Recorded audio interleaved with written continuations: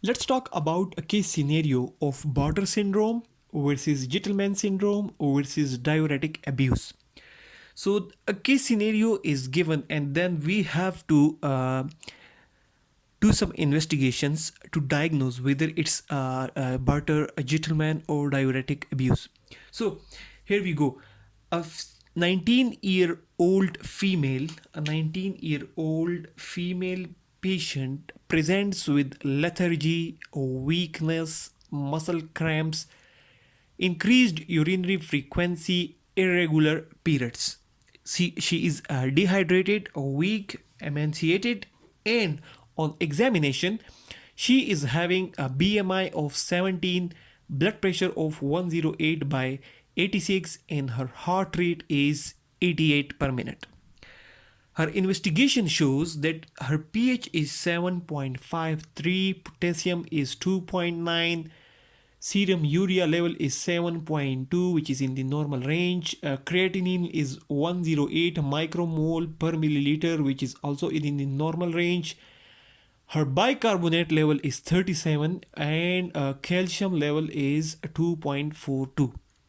Now, to diagnose this case as if it is Bartter or Gitelman or diuretics abuse, we have been given few choices and we have to select one.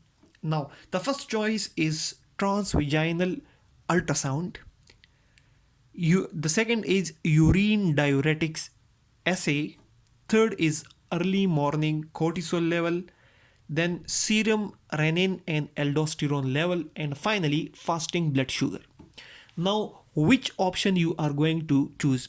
You can stop the video here at this point and you can think over this case scenario and then choose the correct answer and you can comment.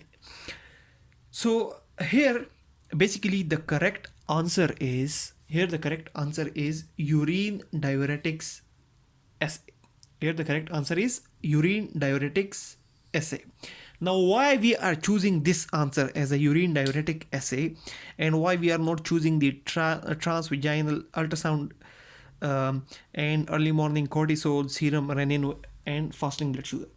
So basically, this patient is a classic presentation for Bartter, Gitelman, and diuretic abuse. All of them may present with these signs symptoms, but there are a few things which differentiates. Now, whenever a patient is having metabolic alkalosis mean pH is high and bicarbonate is also high. So whenever the patient is having metabolic alkalosis with hypokalemia, the potassium level is low.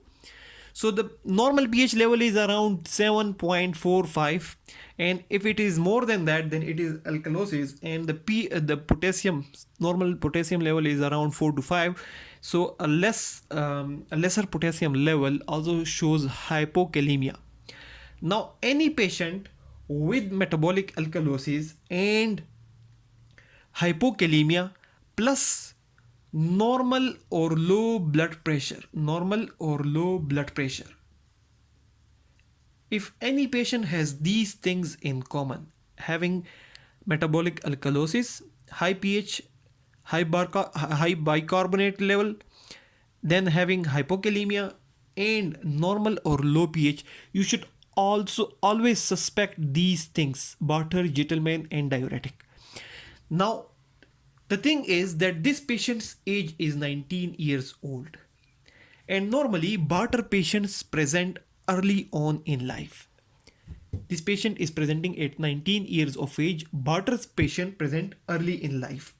Then the Gitelman syndrome mostly present later in life, but the patient is not that much symptomatic. So Bartter early in life and Gitelman is asymptomatic. On top of that, Bartter patient normally have renal failure. This patient has no renal failure. Urea cret may be in the upper range of normal level, but the urea cret are normal. The urea cret is normal. In the Bartter patients, mostly we have these signs symptoms. The patients present in early childhood and has renal failure. Gitelman syndrome may present later in life, but the patient mostly is asymptomatic. Now, to be honest, we need all these investigations. All of these investigations should be done on a patient presenting with these symptoms. But to become very, very specific from exam point of view, here we have to choose urine diuretic assay, because the patient is not presenting early in life. The patient is not having renal failure. So at this point, with these investigations, the Bartter goes out. Similarly, these at this age with these symptoms, the Gitelman also goes out, because Gitelman is mostly asymptomatic. So the only thing which remains is diuretics abuse.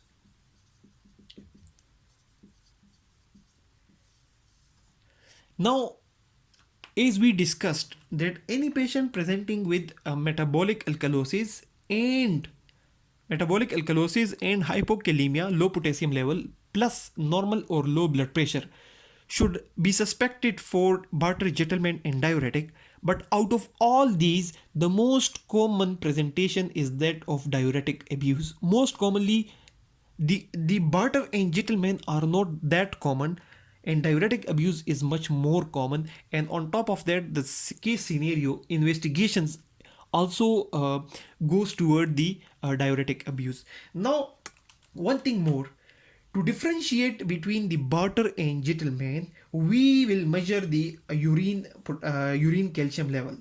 Now, basically, the Bartter syndrome present early in life with classic features of triangular facie, polyuria, polydipsia, and renal failure. Serum renin and aldosterone level are high despite of a low or normal blood pressure. So blood pressure is normal or high, normal or low, but serum renin and aldosterone level are high in Bartter syndrome. This is something which I am reading from book. Now, the urine calcium is raised and renal stones are a common feature. Now, in Bartter patient, the urine calcium is raised. Here you see the calcium is not raised. The calcium is not raised. So this is also another important thing which differentiate this scenario of diuretic abuse from Bartter. Now, in Gitelman syndrome, patient may present later in adulthood but have a milder course or maybe asymptomatic. The Gitelman is asymptomatic compared to the Bartter, and hypomagnesemia and hypocalciuria differentiate Gitelman syndrome for Bartter.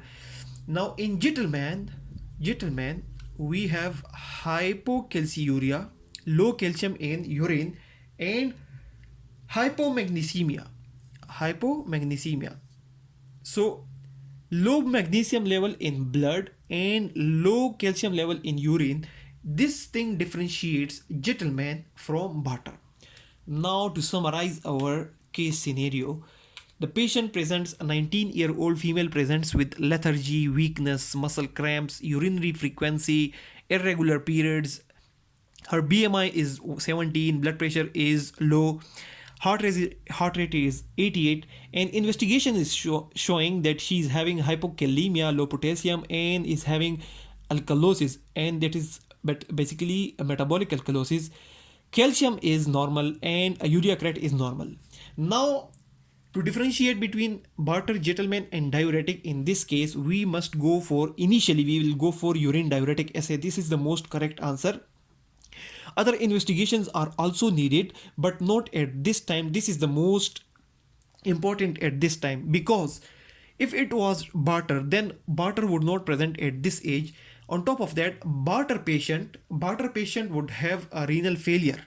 Bartter patients would have a renal failure, and urine calcium. The urine calcium, here we have mentioned the serum calcium, but urine calcium is very much high in Bartter.